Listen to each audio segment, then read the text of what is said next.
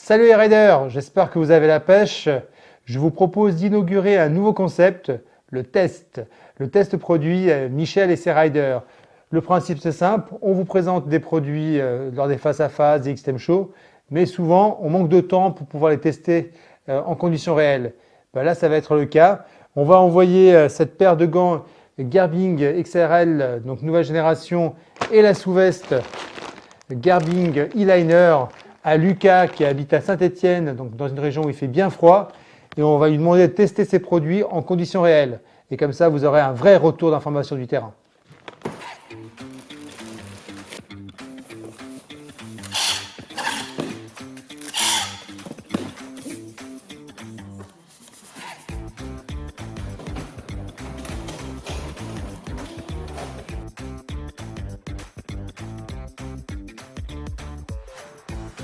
Merci Michel, j'ai bien reçu le colis. Effectivement ici l'hiver s'est déjà installé et ce serait bien dommage de ne pas profiter de ces paysages sous prétexte qu'il fait trop froid. Bon, je veux bien croire que c'est pas toujours une histoire de température, mais on va dire que la neige c'est un autre problème. Ce qui est sûr c'est que les conditions sont parfaites pour voir de quel bois on se chauffe chez Gerbing. Bien en fait ça fait quelques temps que j'ai tourné ces images et maintenant j'ai un petit peu de recul sur le matos, on va pouvoir en parler un petit peu. Alors cette année on voit de plus en plus de gants chauffants arriver sur le marché, chaque marque s'y met un petit peu avec des produits connectés ou non, avec batterie, sans batterie. Gerbing se décrit comme le leader du vêtement chauffant parce que justement c'est leur point fort, c'est de ne pas se limiter aux gants et de proposer tout un ensemble de produits. Et donc c'est vraiment leur point fort et on va voir dans cette vidéo justement la compatibilité de tous ces produits entre eux, entre la veste et les gants.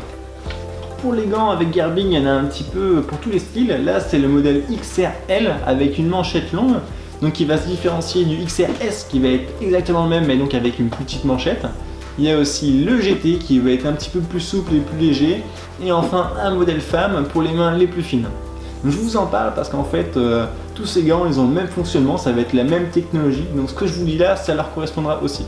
Bien avec ça on va rentrer directement dans le vif du sujet, à savoir sa capacité chauffante parce que je sens que c'est justement ce qui vous intéresse ici, il y a peut-être des frileux derrière les écrans. Et après on s'attardera sur les détails des produits. À l'usage j'avais un petit peu peur de transpirer à travers ces gants chauffants et en fait pas du tout, la chauffe elle est bien diffuse sur le dos de la main. Et on sent aussi que la membrane d'étanchéité fait bien son boulot, elle est très respirante, ce qui permet d'évacuer un petit peu l'humidité justement. Les gants sont doublés en polaire, donc non seulement ça tient chaud, mais en plus c'est super agréable à enfiler, c'est super doux. Donc il faut savoir qu'il y a 3 niveaux d'intensité qui sont réglables avec l'interrupteur ici. Donc les gants ne sont pas synchronisés entre eux par une application, c'est un interrupteur par gant. Et donc on a une petite LED lumineuse qui nous indique justement ce niveau d'intensité. Donc moi à titre d'indication jusqu'à 0 degré, le mode intermédiaire est suffisant donc ça laisse un petit peu de marge, ça c'est pas mal. Et ces interrupteurs vont être suffisamment gros et accessibles pour être actionnés avec des gants. Donc pour ce qui est de la veste, quand Michel m'en a parlé au début, j'étais un petit peu sceptique et je me demandais si tout ça allait pas être un luxe un petit peu superflu. Et en fait, pas du tout, j'ai été agréablement surpris par la capacité de ce truc-là à chauffer. Ça chauffe vraiment très fort. Et l'intérêt, ça va être à pas avoir cumulé beaucoup de couches de textile pour garder sa chaleur. Et pourtant, j'ai vraiment peu de vêtements sous la veste chauffante. J'ai juste un t-shirt et j'ai même pas mis la doublure d'hiver sur le blouson. Et ça permet de voyager léger, c'est bien parce que d'habitude on se sent un petit peu bidindum, vous savez. Et là, au contraire, je suis plutôt à l'aise dans mes mouvements et surtout dans ce genre de situations un peu extrêmes, c'est pratique. Donc très bon point pour le gilet chauffant Gerbing, c'est pas mal. Bon après, c'est sûr qu'on peut se poser la question de pourquoi pas prendre une voiture, hein, tant qu'à faire. On a quand même moins de chances de finir par terre, il y a le chauffage. C'est sûr que c'est plus simple. Mais bon, c'est tellement moins fun. Pour moi qui fais aussi pas mal de off-road, c'est bien pratique et j'y avais pas forcément pensé au début. Donc dès que j'arrive dans des portions un petit peu techniques, et ben là j'éteins la veste, ce qui me permet de ne pas être encombré dans les mouvements. Et au contraire, sur des liaisons routières, hop, j'ai plus qu'à me rebrancher et ça me permet de rester bien au chaud. On sent très rapidement la chaleur se diffuser et ça c'est grâce à la technologie Micro Wire Pro, donc c'est la technologie propre à Gerbing.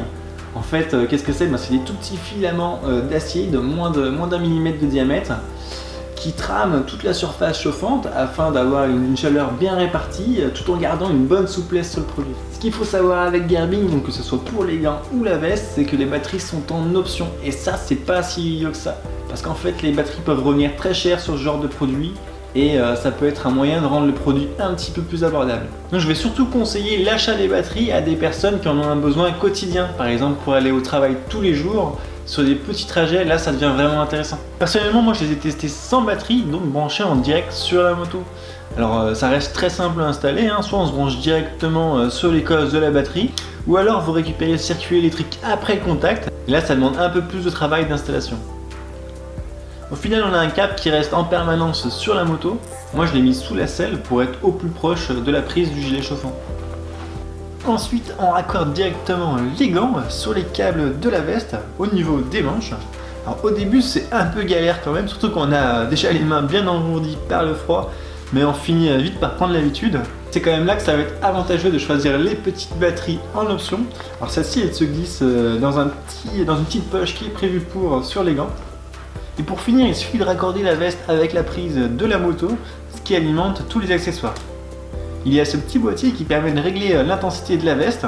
Tous ces connectiques sont plutôt bien foutus.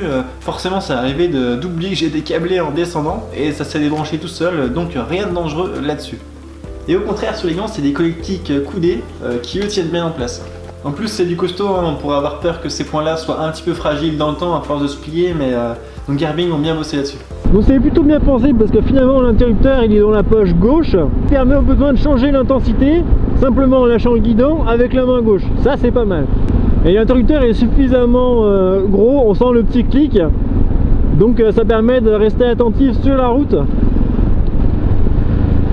Pour ce petit test, je suis dans le massif du Pilat, donc c'est dans la Loire, à proximité de Saint-Étienne.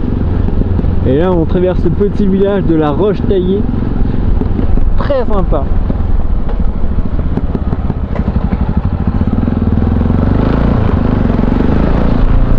Alors maintenant qu'on a vu l'utilisation et l'alimentation, on va rentrer un petit peu dans le détail des produits.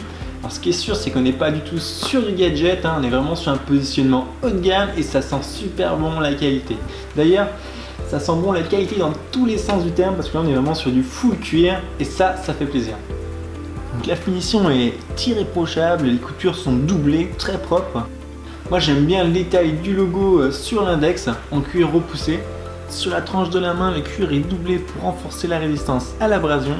On a une coque rigide sur le dessus, elle aussi recouverte de cuir, et un insert en plastique rigide sur la paume de la main. Donc niveau sécurité, on est bien sûr homologué.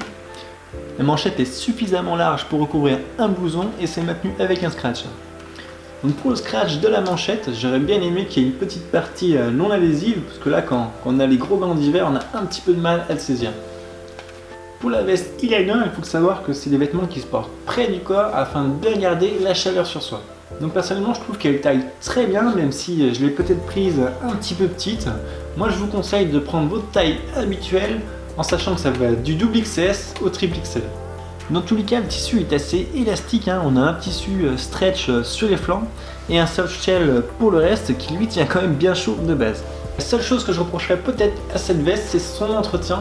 Malheureusement, on ne peut pas la passer en machine, donc c'est forcément lavage à la main.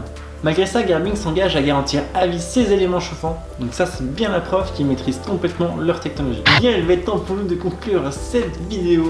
Donc pour ce qui est des gants, ça va être mon coup de cœur, je les trouve magnifiques dans ce coloris noir très sobre et surtout très classe. Donc pour ceux qui les utiliseront sur des gros roulages, des week-ends ou des hivernales, je vous conseillerais pas forcément d'acheter des batteries tout de suite, contrairement à ceux qui en ont un usage plus quotidien. Ensuite, pour ce qui est de la veste e-liner, et en fait c'est super complémentaire des gants. Ça devient vraiment intéressant. Moi j'avais un petit peu peur d'être submergé par plein de câbles, mais en fait pas du tout, donc à l'usage ça reste assez pratique. Donc si vous voulez plus d'infos sur le matos de Gerbing, n'hésitez pas à aller sur la chaîne YouTube d'Xten, vous avez plein d'autres vidéos à ce sujet-là. Si vous avez des questions, posez-les en commentaire, on y répondra et je vous mets les liens en description vers tout le matos.